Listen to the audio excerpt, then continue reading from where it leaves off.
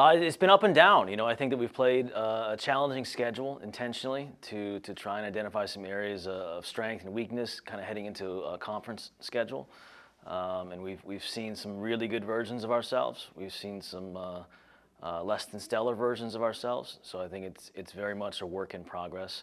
But I think for where we are in the season, I think we're learning what we need to learn. A lot of the non-conference is about preparing you for the A-10 schedule. So it's a good thing you're playing some of these tough teams. Yeah, I think it's good to be stretched. I think we have been stretched consistently. So I think that in years past, our schedule's been a bit different, and I think we've been under pressure constantly and consistently for multiple games, which I think is a learning curve in and of itself. So it's a older, experienced team with 10 seniors that have won a lot of games during the course of their career. So I think that this experience, while not always enjoyable, is healthy for us. It's a healthy struggle. Noticing been a couple games since the last goal that you guys have had. What's the message in terms of patience and knowing that there's still a lot of soccer left to be played and knowing that the goals will eventually come? Just persistence, and making daily deposits and building execution and confidence on the training field so it translates to the game field. And it's just keep pounding away at the rock and keep taking chances, keep taking opportunities. If we play, with doubt or hesitation, it's not going to manifest in outcomes that we want. So continuing to encourage the players to take chances and take risks, and we will break down the wall, and when it breaks, it'll start to flood a little bit. We talked before the season about Batoul Reda, your goalie. What kind of career has she had? She's had more shots, a couple more shots this year, and more opportunities ahead. But how would you sum up what she's done? I think it's unique. I think it's special.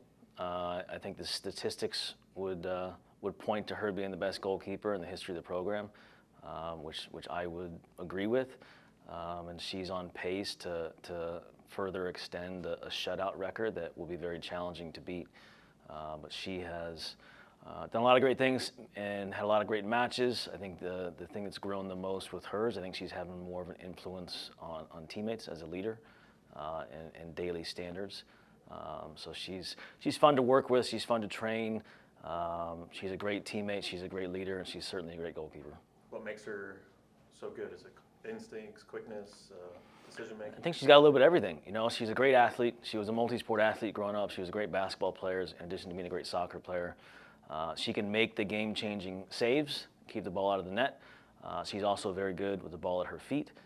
And she has a very good soccer IQ. So she understands what the players around and in front of her need to be doing, and is very good at giving instruction to them and positioning herself in good spots to be able to make plays. One of the positives has been obviously your defense, but with sort of the goal drought that you're experiencing, does that also have an impact on your back line? Sure. I mean, you can create pressure on the opponents by scoring goals, and so I think there's been more pressure on our team defensively. And it's not as simple as a back line, forward line. I think that a team defending is front to back, but it's certainly our attacking form has certainly put a bit more pressure on our team defensively. But I think it's if we continue to do the right things, make the right choices, have the discipline to be in the right spaces, I think we're in a situation we have to kind of make our own luck a little bit. All right, Coach, Friday, senior night, just what has this senior class done for this program?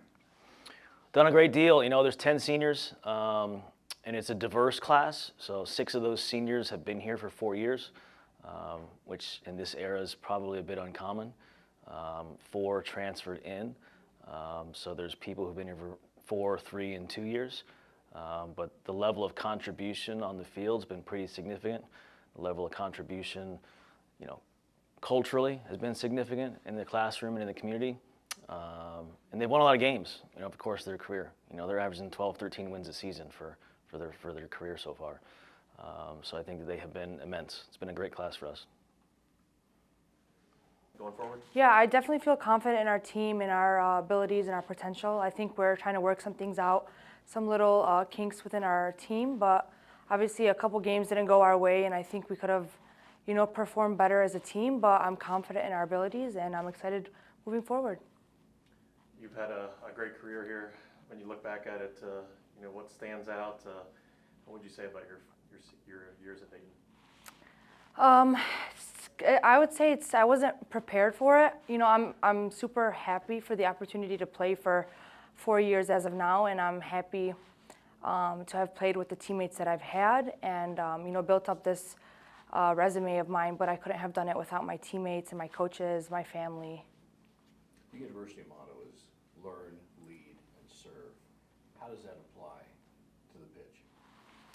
I think, first of all, having an open mind. I think I go into every training session, every film session, even any conversation with players and coaches, like just with an open mind, willing to learn, willing to better myself before I help my teammates and those around me. And I think I try to model that on the pitch every single day. How are you anticipating the emotions of senior day coming up on Friday, but you still have a lot of games to come after that? It's definitely going to be a roller coaster of emotions. I'm happy. I'm excited to get to this point, to be healthy, to be able to play. But I'm also sad to kind of see my career here like wrap up. But I'm definitely excited and so excited to finish working for the rest of the season and hopefully win out the A-10s. You take a lot of pride in the shutouts record? I do, but again, I couldn't have done it without my teammates. You know, there's 10 girls who defend in front of me, and again, I could not have done it without them and all the girls that have graduated in the years past. Like, I want to give some credit to them as well. How did you end up here from Michigan? Do you remember coach's pitch to you to get you to come to Dayton? So it was actually my two teammates from the Michigan Jags kind of pitched Dayton to me, Kira Carfanta and Maren Westner. They were committed at the time. We played club growing up together, and they told me, you know, we have a game in Dayton, Ohio. You should like walk the campus, because at the time it was COVID and we couldn't talk to coaches or get recruited or anything like that. So I walked the campus, loved it. You know, it felt homey and very nice. And then I reached out to the coaches, expressing my interest, and then we had some conversations after that. What have you noticed about yourself changes and growth from the time you arrived here at UD to now where you are a couple years later? I think I've definitely matured off the pitch and even on the pitch as well. I've got an understanding for the game now that I think I didn't have prior, and just knowing how to communicate with my teammates. And you know, different people respond differently to other factors. You might need to be harder on some girls and, you know, nicer and more gentle with other girls. So I think just like learning different dynamics, and you know, that just helped me become the leader I am on the team now. I think the schedule has prepared us in the best ways possible for the rest of the season. The hard competition has been tough, but I think we have learned a lot more than we did last non-conference. Playing not as good of opponents, I think, kind of like didn't set us up to succeed in the A-10. I think this year we've seen the hardest of the hardest competition, so we're going to be able to, I think, do better and succeed more in the A-10 against some tougher teams in the A-10 as well. What does the team need to improve on in the coming weeks? I think the team needs to improve on overall like consistency. I think we've had some very, very good games, and I think we've also had some very bad games where we did not get the results that we've been looking for. So I just think being consistent every time that we go out on the field, putting in ample like work effort and work rate, and trying to get those results, even if we're not getting a win every single time. I think the effort is something that we can improve on. Looking at the results, it's been a couple games since you guys scored a goal. What's the mindset in terms of being patient and knowing that the goals will eventually come? That drought is eventually going to end. Yeah, I think it, like you said, it's important to just stay patient. The goal drought will eventually end. I think once we score one, there are more to come, and they will kind of flow in. I just think it's getting one and then getting the confidence back to keep scoring them. Senior night, does that change anything amongst like sort of your preparation and just the game and what we're ready for Friday? I think it does change the preparation a little bit. I think we have a lot we want to prove after the game against Louisville this past weekend. I also think that we want to play for our teammates as well as our seniors, and kind of leave it all out there on the field for our seniors as we're celebrating them, and as well as like just getting some confidence back going into A-10 conference next week. Coming back to Ohio, and now this, you know, what's been the best thing of playing in your home state? Yeah, I think the best thing about playing in my home state is being around people that think a lot like me, think a lot about like things the way that I think about them and how I grew up. I love just playing for Ohio, and I want to live here for the rest of my life, so I feel like that plays a big role in how I act and how I play on the field.